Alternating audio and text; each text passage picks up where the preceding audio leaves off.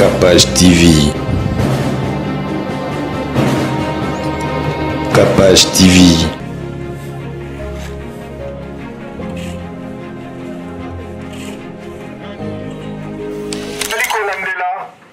tozali kotambola poko filme yo koki kopekisa biso te tozali kotambola na mibeko ya chef de l'état yo lingi otelemela mokonzi na telemedité. Ah, ok.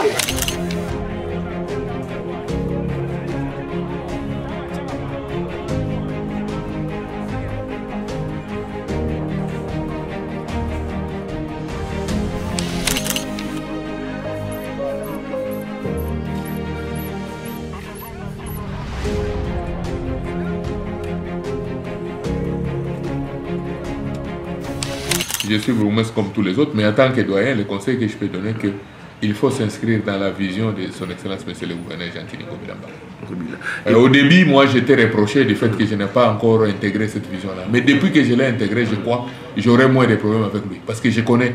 C'est un monsieur bien, mais il est sévère envers les négligents. ONG Avenir pour tous. Toujours na likanisi ya kosunga ba Congolais, ba Angolais ya diaspora. Oyo ba vandi na pays étranger. Ba yeli biso service ya import na export. Ozali na kolila yo, ezwami na mboka RDC, Angola, tope Congo Brazzaville. Ekoki kokoma na mboka États-Unis, na facilité nyonso. Pe na mikolo mikie. Tokende na lombango na ONG Avenir pour tous. Nos adresses de Kinshasa, tozali na commune ya Lemba, na rond-point super, avenue Lunguvu numéro 1. Et bongo na Angola tozwami na Ojawenda juste na Casa Dubai. Et bongo po na likambo etali kolia okoki kosombe na libota oyo ezwami na mboka RDC, Angola, biloko ya kolia nyonso oyo etekamaka na bamboka oyo totangi. Ndakisa lokola, saki ya fufu, carton ya soso, pe saki ya loso. Na yango ONG Avenir pour tous ekokende ko livrer biloko wana na adresse oyo kotinda ya destination ya biloko na yo. Pour plus de précision, tokende na www.easycashinternational.com. Topé na www.avenirpourtouscongo.com. Na bongo, okokuta boutique Easy Cash International, okosomba biloko nyonso o etekamaka na mboka ya Africain, kasi na mboka ya États-Unis. Na bongo, okliquer, o sélectionner, o sali commande na yo, o tie na panier, mbala moko kaka en ligne o passé na paiement. PayPal, carte Visa, pe Mastercard.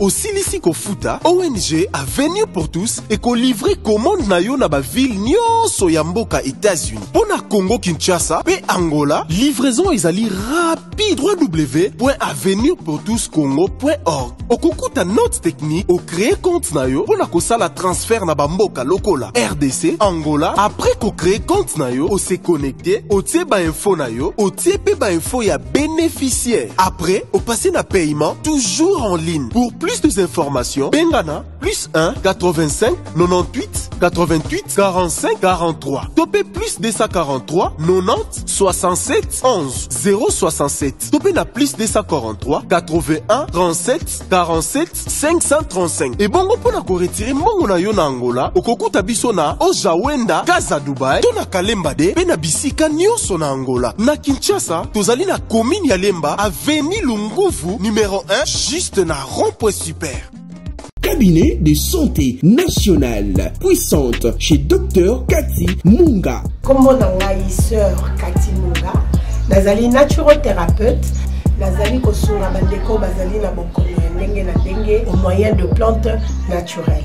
Bandeko bazana ba problème ya ba hémorroïdes interne tout comme externe, infection urinaire, prostate, azoospermite, obota ezalité, rhumatisme, nerf sciatique, gouttes, règles douloureuses, glaucome, vision floue, motupa si intense, sinusite. Awa nazana kati ya laboratoire. Awa nde bisika na séchaka ba plante, banzete, ba makasa ya ndenge na ndenge, depo nanga yango yo esika na salaka ba formule na ba solution nanga. Merci na équipe mobimba ya maison chez Cathy, en particulier Joyce Bolaba. Tozali bongo na commune ya Ngaliema, quartier Kinsuka Pêcheur, avenue Maïndombe, numéro 99. Référence carrière Kari Grèce. Le biko na bino et sengo na biso. Bato nyonso na Capage télévision na ba émission na nyonso bomona nde na ngengaka nde na bima kitoko nde na zala kitoko Ginette R aye bokela ba page na nyonso bo commander ba perruque nyonso bolingi nde na za perruque mais aka lokwa plante olingi plante ezali olingi perruque ezali ye moko asala ba perruque ya kitoko très très professionnel à Paris mais atindaka partout aux Afrique aux Europe aux en Amérique Ginette Air aza partout pour la perruque na ye bolingi ba tissage ya kitoko Ginette Air azali bolingi ba perruque ya kitoko bomona couleur ya kabelo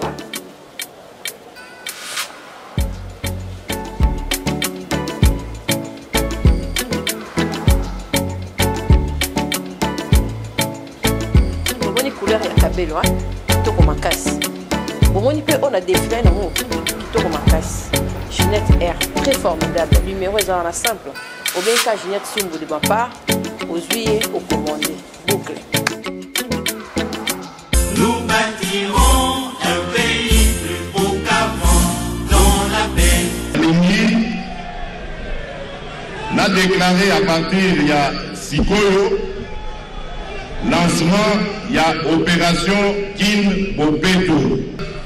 Message mingi nazali kopé sabino bilenge ba jeune ya basi to mibali bozwa likambo ya Kinshasa Bopeto yo lokola œuvre na bino tokoyekola ndenge ya kobatela mboka na biso ba bourgmestre ba gouverneur bango nyonso bazwa philosophie wana tozali bato ya misala ya peuple toye kosalela peuple mosala toye koluka babomengo na biso te toye koluka nde bomengo ya peuple nasi naloba na bino banda nazwaka bokonzi banda botianga na tete ya Congo ke ngai nazali mongamba na bino.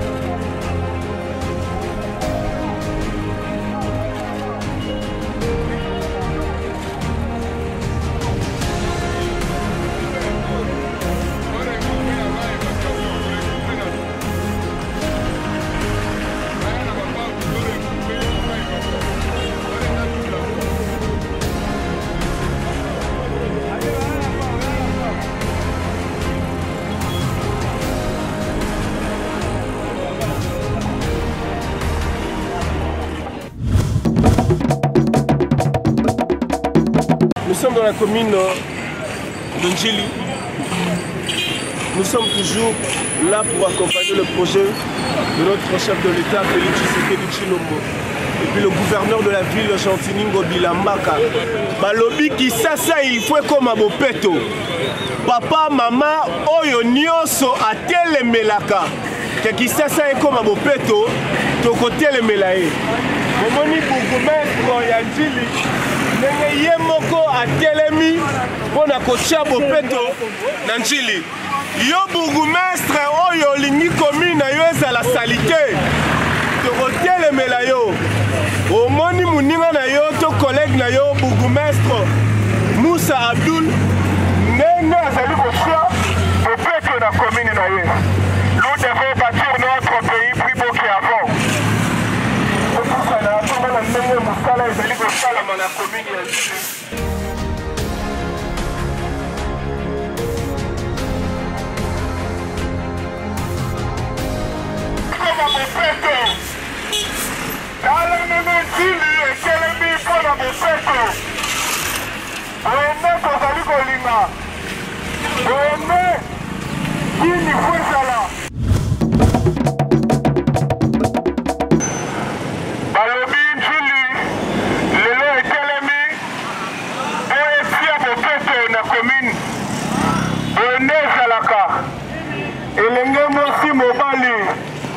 Papa, maman, nous devons bâtir notre pays plus beau qu'avant.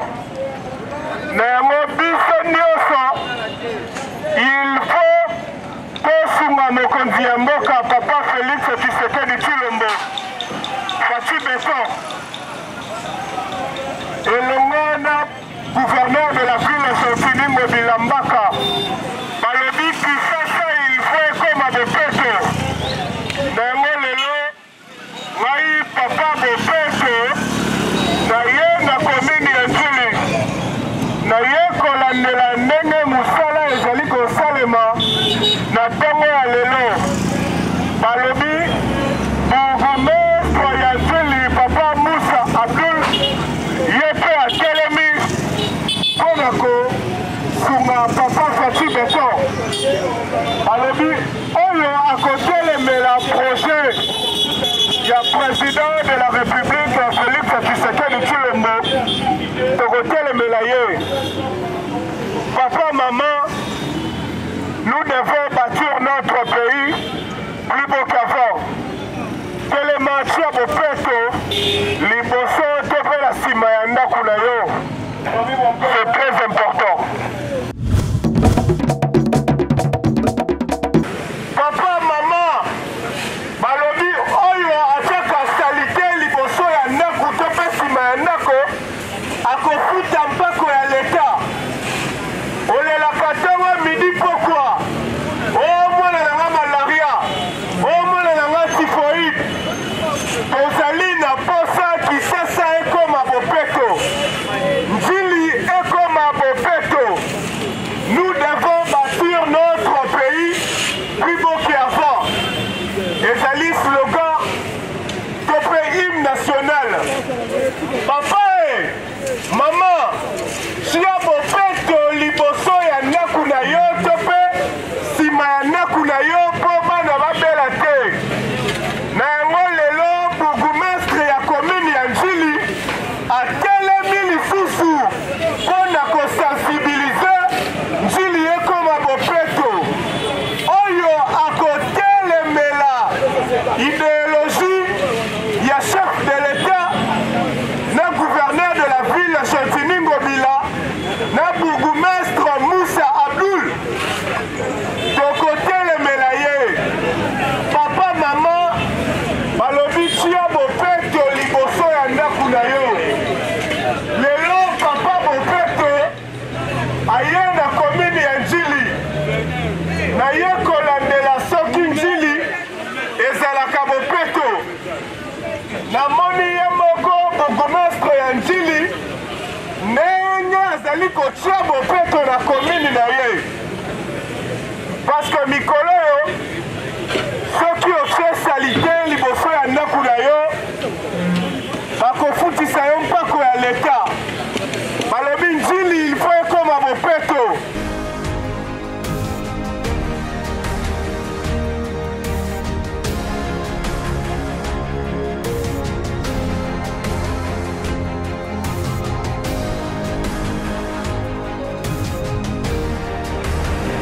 esengeli ke tout dans moi les jours moi bout de longue ba moi écoute tout ba on est ça bon c'est pas dans modèle une semaine on a racheté cao monsieur dans on peut boya mon ne me na ye kosala ndenge misala ezali kosalema tokomema mituka oyo elongolaka salite tokoevacue yango ekokota mais toye kolandela babogumestre oyo bazali kosunga likanisi ya chef de l'état tomoni bogumestre ya jili Moussa Abdul ndenge atelemisi bana ya jili na ntongo oyo pour mpuli comme à Bopeto. Papa n'a eu message d'ailleurs au quotidien Moka Salio, gouverneur de la ville Jean-Philippe Mbaka, pour à Salio. C'est très important. Et l'ingé moi si me balé, d'ailleurs c'était Bayarès, papa Mokonzi à Moka Félix Tshisekedi Chilombo, et le monde gouverneur de la ville Jean-Philippe Bilambaka.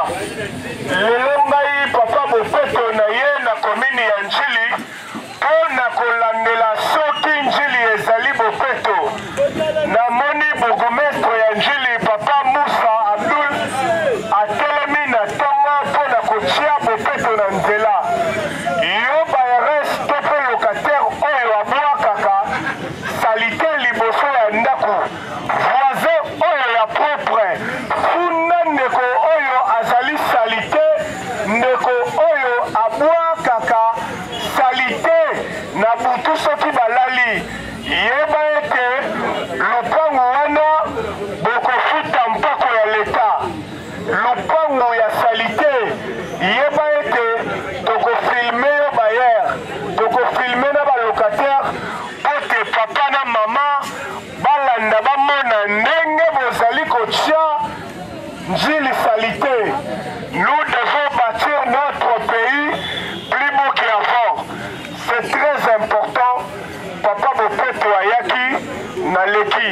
Yeba ete papa na mama bakolanda image oyo bakomona lupango oyo ezalaka salite lupango oyo ezalaka fi lupango oyo etenda bosoto. Nous devons bâtir notre pays plus beau qu'avant. ezali message oyo papa Félix Chilombo Tshisekedi alobi na peuple congolais yo ntongo midi pokwa olelaka salite malaria to pe typhoïde yo moko bongisa liboso to pe nsima ya ndako papa yo mobwaki matiti oyo okendaka kobwaka yango wapi yeba ete papa na mama bazali komona bino bazali kotala image oyo Njili toyebi ke bino bolobaka bozali komini ya Bilamba komini ya Bopeto me ndenge nini nazali komona salite liboso ya bandaku ezali kolakisa fami songolo to mpe mpakala mosala na bino nde salite tozali kotelemela balupango oyo ezali salite bokofuta mpako ya leta papa okobwaka matiti no wapi tala matiti oyo ewuti na bandako ya bato ewuti na basima ya ndako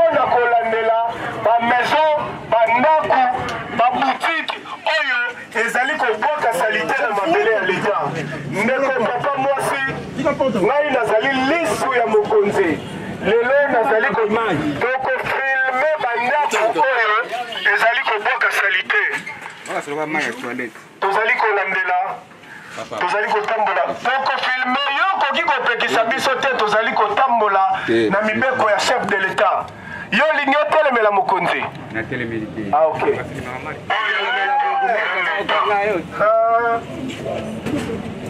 Peut-être nous devons bâtir notre pays plus beau qu'avant.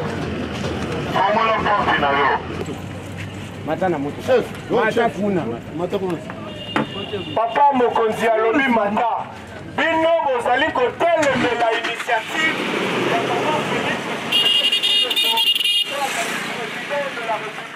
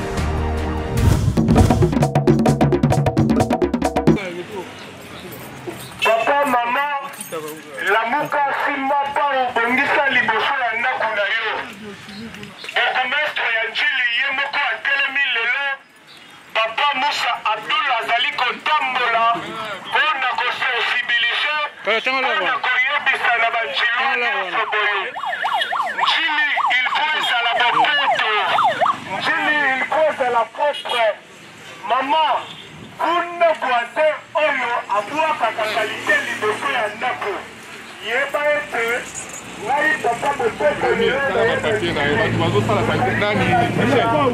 Michel,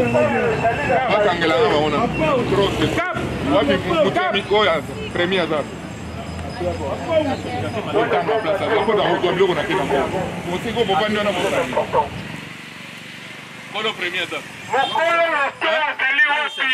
Michel,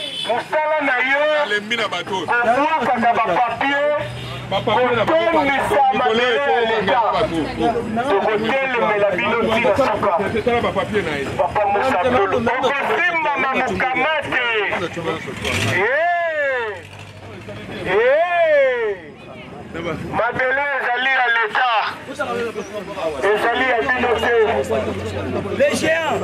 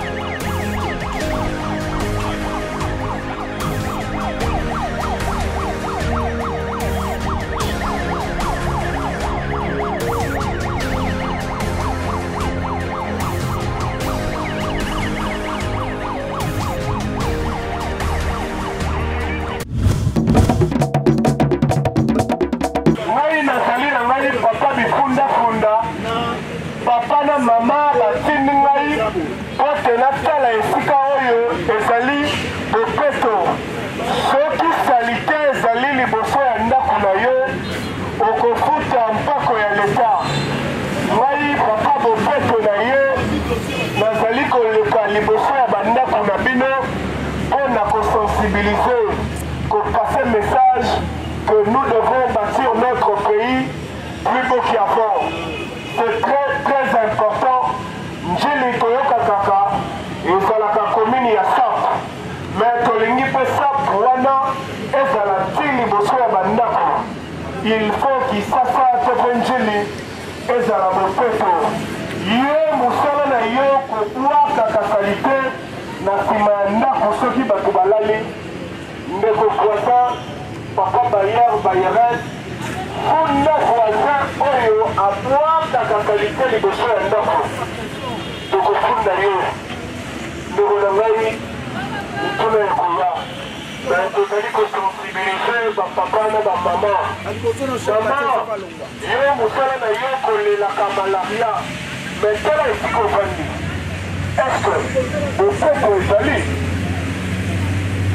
lelo toye na komine ya Njili poste kolandela soki njili ezali bopeto tomonaka kaka ndenge bana njili balataka ndenge bambelaka eske bisika bafandi bopeto ezali tokoyeba yango lelo na yango ngai etonke lisu ya mokonzi lisu ya bopeto na ye na komine ya Njili mpona kolandela soki njili ezali bopeto namoni lelo papa bourgmestre ya Njili Musa Abdul ye mpe atelemi ngai mpe nazalaki koleka mpote natala soki njili ezali bopeto mama papa funda voisin oyo abwakaka salite liboso ya ndako na ye funda ye na leta akofuta mpako ndima na yo ozala songisongi ya bopeto. C'est très important parce que soki bopeto ezali okomona malaria na ndako na yo te okomona typhoïde te. Maman, protégeons les enfants, c'est très important. Voilà pourquoi aujourd'hui nous sommes venus dans la commune de Njili pour sensibiliser ma jeune Njili Botelema. Bopeto esengaka te papa ya mboka aya liboso ya ndako na yo. Yo moko zwa soin ya ndako na yo. Zwa soin ya chambre, ya salon na ya liboso ya ndako. C'est très important. Balobi commune ya Njili Bopeto. Bourgmestre oyo azali kotelemela initiative ya papa Félix Tshisekedi Tshilombo Azali, président de la République démocratique du Congo qui est mon pays, et le mot na gouverneur de la ville Jean-Finingo Bilambaka balobi kisosa il faut à la Bopeto na yango lelo ngai lisu ya Bopeto ngai papa Bopeto na yaki na commune ya Njili kotambola na bourgmestre ya Njili papa Abdul Azali lisu ya bana ya Njili yeba ete bourgmestre nyonso ya 24 communes soki olingi otelemela initiative ya chef de l'État ngai papa Bopeto nakofunda yo epai ya papa na mama nazali nakozala mpe nakozala kaka. Je suis un vieux loup, ça signifie les doyens parmi les anciens. Moussa Abdul Razak, bourgmestre de la commune d'Njili, l'ancien de Makala, l'ancien de Kisenso. Aujourd'hui, samedi 17 juillet 2021, c'était une journée spéciale avec les garagistes du quartier 1 et 7. Pour les gens qui maîtrisent Njili, lorsque vous entrez par la première entrée et vous voulez venir vers la maison communale, au niveau de la station Shell, et pour arriver à la station Kobil, il y a beaucoup de garages là-bas. Et beaucoup de véhicules, beaucoup de garagistes. J'ai décidé de les inviter, parce que très souvent quand on fait les salons, et ils sont comme des exemptés, hein, comme les gens qui sont du moins exonérés de faire les salons. Et ça m'a fait très mal, parce que chaque fois, des fois, nous y allons pour faire les salons à leur place. J'ai dit non, il faut impliquer tout le monde, parce que Kin Bopeto, c'est l'affaire de tous. Alors pour réussir les paris d'aujourd'hui, je les ai invités. Avant-hier, bon, ils sont venus à nombre réduit. J'ai renvoyé pour hier. Quand bien même que je n'étais pas là, parce que j'avais un cas de... j'étais absent au bureau, et le bourgmestre adjoint les a réussi, sous mes instructions, et il a parlé avec eux. Qu'aujourd'hui, nous devions faire les salons dans cette tronçon-là. Et c'est comme ça que non... je suis arrivé et je les ai trouvés en train de faire les salons, mais ça n'a pas pris la vitesse de croisière. Mais quand moi-même je suis arrivé, j'ai essayé de booster maintenant les salons de manière que tout le monde, en me voyant moi-même en train de travailler durement, et ils étaient obligés d'emboîter les pas. C'est comme ça que cette tronçon aujourd'hui, si vous y passez, vous trouverez que quand même c'est très propre parce qu'on a désensablé, on a regroupé des ordures et on les a évacués. Donc, et après, nous avons aussi profité, parce que les garagistes n'étaient pas que seulement là. Il y a aussi du côté des quartiers 8, là on appelle les environs de l'école qu'on appelle biochimie. Et je suis allé contempler, parce qu'actuellement, en prévision de l'arrivée de Madame la Pluie, nous sommes en train de procéder par l'équirage des caniveaux. Donc, nous sensibilisons les gens d'équirer les caniveaux et nous sommes là pour évacuer du moins les déchets qui sortent de ces caniveaux-là. Alors, je suis passé par la tronçon de l'école biochimie, visiter parce qu'il y a aussi des garagistes là-bas qui ont essayé d'équirer les caniveaux. Et je suis allé les encourager. Mais en même temps, sensibiliser par des actes concrets. Ça signifie que, parce qu'il était déjà 12 heures et que l'heure de salon était passée, il est impensable qu'on trouve devant un magasin un tas d'immondices non évacués. Parce qu'aujourd'hui, c'est quand même la journée de tout le monde. Hein. Tout le monde doit y mettre la propriété et évacuer, sans attendre les motoculteurs de la commune ou les agents de la commune. Chaque fois, nous avons prêché par l'exemple. Lorsque nous trouvons qu'il y a la saleté devant la maison, nous les prenons et nous les déposons dans la maison en question. Si c'est une boutique, pharmacie ou autre, on trouve la saleté devant, on prend ça, on met dans la boutique. Et dans comme ça, ça donne des leçons que même si on a balayé, mais on ne peut pas entreposer devant la boutique. Il faut évacuer. Et c'est ce qu'on était en train de faire. Et nous en avons profité pour sillonner autant de quartiers comme ça sur les 13 quartiers pour donner des leçons. Et il en sera ainsi parce que nous en avons aussi, nous avons déjà beaucoup travaillé nous-mêmes avec nos brigades de la commune. Mais les soucis, même de son excellence, monsieur le gouverneur Jantini Ngobila Mbaka, c'est pas que les bourgmestres ou les agents continuent toujours à travailler, non. Il faut que la population se prenne en charge dans les opérations Kinbopé. Et c'est ce que nous sommes en train de faire. Ça signifie pousser la population à s'habituer à faire la propriété et n'a pas attendre seulement que les gens de la commune viennent, non. Il faudrait que chacun dans sa parcelle mette la propriété et surtout quand ils collectent les déchets, qu'ils savent les évacuer. C'est vraiment important. C'est ce que nous étions en train de faire aujourd'hui. Non, mais vous savez que les conseils que je peux donner, parce que bon, j'étais le président du collectif, je supplie parce que j'avais démissionné. Je suis bourgmestre comme tous les autres, mais en tant que doyen, les conseils que je peux donner, que il faut s'inscrire dans la vision de son excellence, monsieur le gouverneur Jantini Ngobila Mbaka. Au début, moi, j'étais reproché du fait que je n'ai pas encore intégré cette vision-là. Mais depuis que je l'ai intégré, je crois, j'aurai moins de problèmes avec lui. Parce que je connais.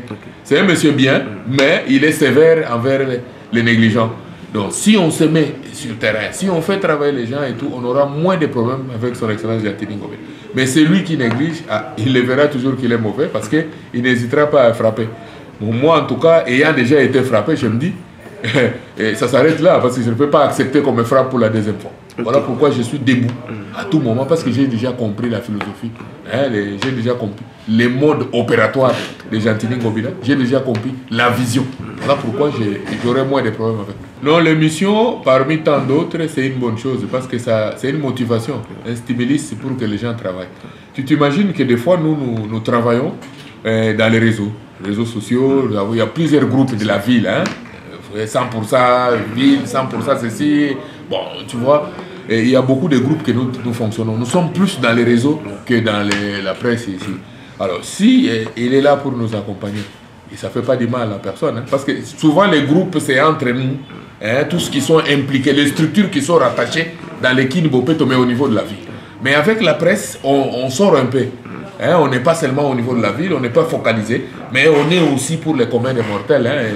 Les gens qui nous suivent, ils savent apprécier quand même le travail que nous sommes en train de faire en dehors de notre hiérarchie et tous les autres qui sont dans les groupes de la vie.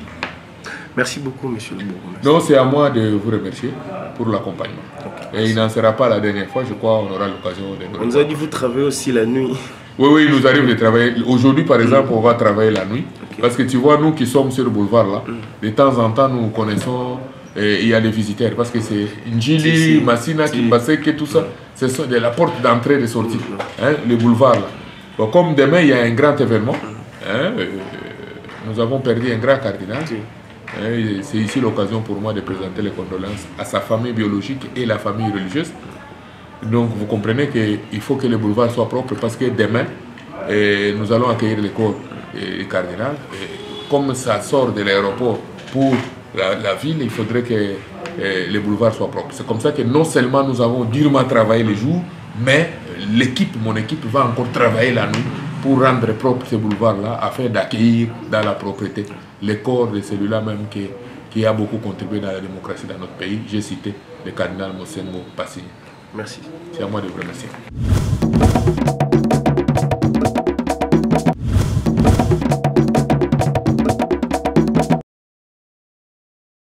Nous bâtirons un pays plus beau qu'avant, dans la paix. Lingi n'a déclaré à partir il y a Sikoyo lancement il y a opération Kinbopeto. Message oyo mingi nazali kopesa bino bilenge ba jeune ya basi to mibali bozwa likambo ya Kinshasa Bopeto oyo lokola œuvre na bino tokoyekola ndenge ya kobatela mboka na biso ba bourgmestre ba gouverneur bango nyonso bazwa philosophie wana tozali bato ya misala ya peuple toye kosalela peuple mosala toye koluka babomengo na biso te, toye koluka nde bomengo ya peuple. Nasi naloba na bino banda nazwaka bokonzi banda botianga na tete ya Congo ke ngai nazali mongamba na bino.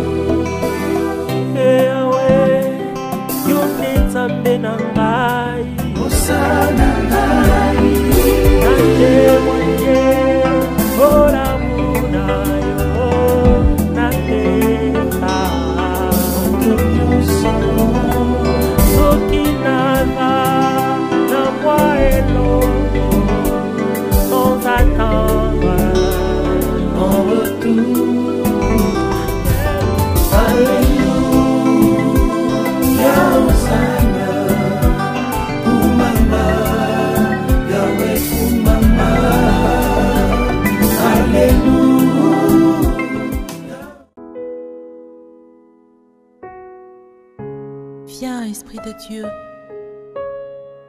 toi qui intercèdes pour nous par des soupirs inexprimables, viens nous envahir. Amen.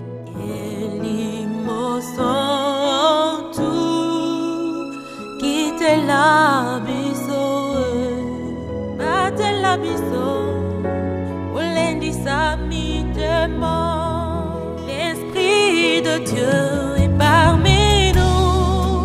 Il est parmi nous. Alléluia, Saint-Esprit. Souffle de Dieu. Souffle, Esprit de Dieu. Embrasse-nous au nom de Jésus.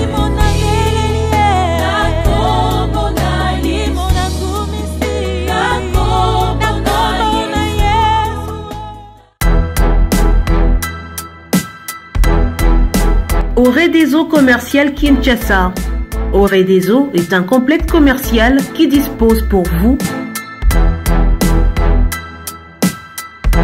d'un flat hôtel ou mieux un sanctuaire tranquille, élégant et luxueux avec des chambres haut de gamme tout équipées où vous pouvez vous offrir un séjour confortable et relaxant.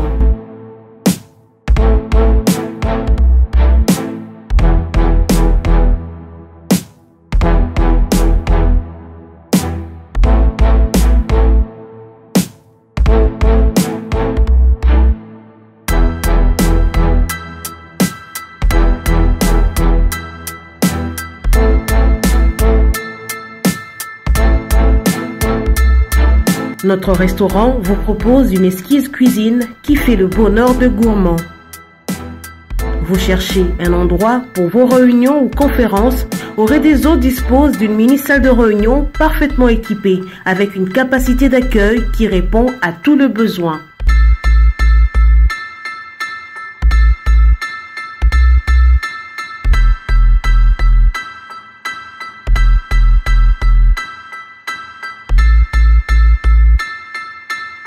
Oredeso Commercial Kinshasa, c'est aussi une boutique de vêtements sur mesure au prix du prêt-à-porter pour une élégance sans compromis.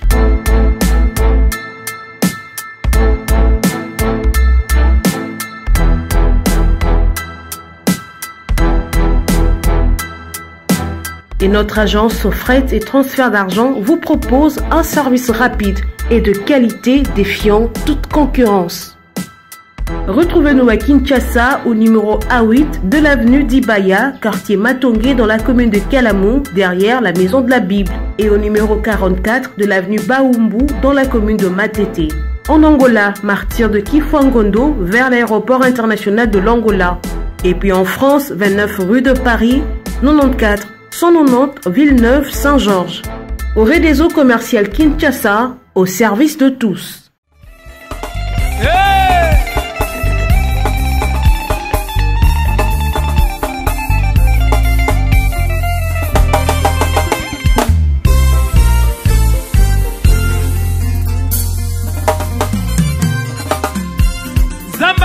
bibisinga ye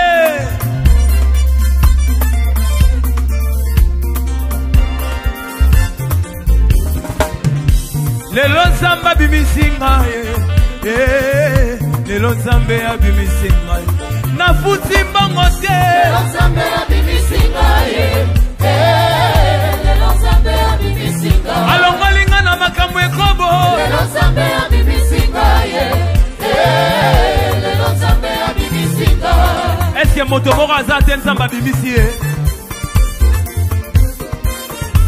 ka moto bapesaka nga chance te na vio balobaka na kosala nini ye me babosanike nga natambolaka na yo. Capage TV. Capage TV.